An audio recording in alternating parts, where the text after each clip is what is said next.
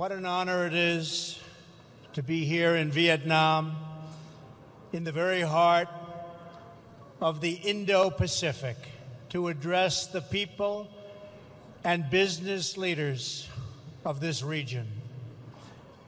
This has already been a remarkable week for the United States in this wonderful part of the world.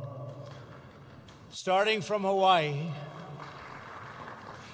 Melania and I traveled to Japan, South Korea, and China, and now to Vietnam to be here with all of you today. Before we begin, I want to address all those affected by Typhoon Damre. Americans are praying for you and for your recovery in the months ahead.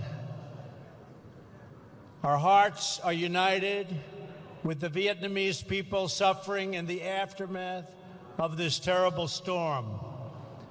Few would have imagined just a generation ago that leaders of these nations would come together here in Da Nang to deepen our friendships, expand our partnerships, and celebrate the amazing achievements of our people.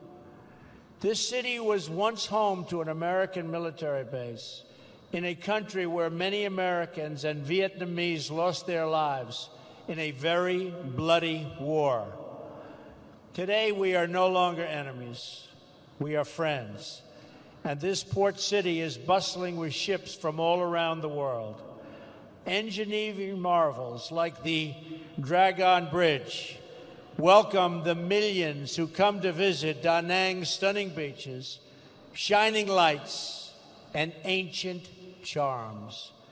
In the early 1990s, nearly half of Vietnam survived on just a few dollars a day, and 1 in 4 did not have any electricity. Today, an opening Vietnamese economy is one of the fastest growing economies on earth. It has already increased more than 30 times over, and the Vietnamese students rank among the best students in the world.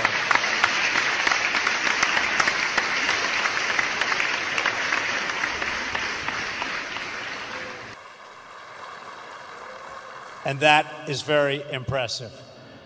In addition, we must uphold principles that have benefited all of us, like respect for the rule of law, individual rights, and freedom of navigation and overflight, including open shipping lanes.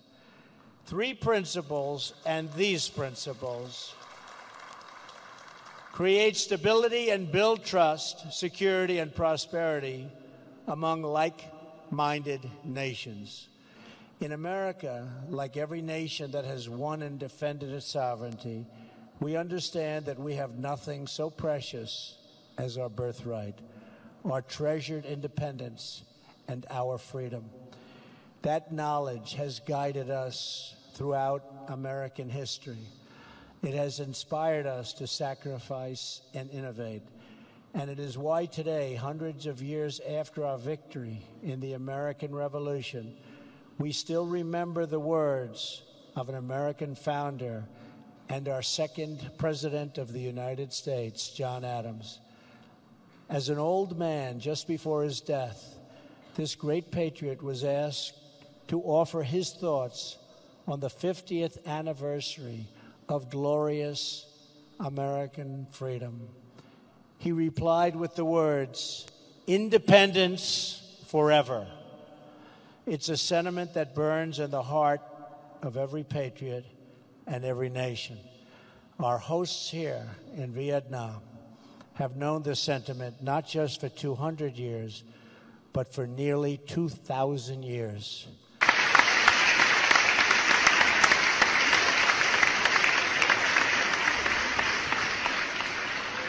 It was around 40 AD when 2 Vietnamese sisters, the Trung sisters, first awakened the spirit of the people of this land. It was then that, for the first time, the people of Vietnam stood for your independence and your pride.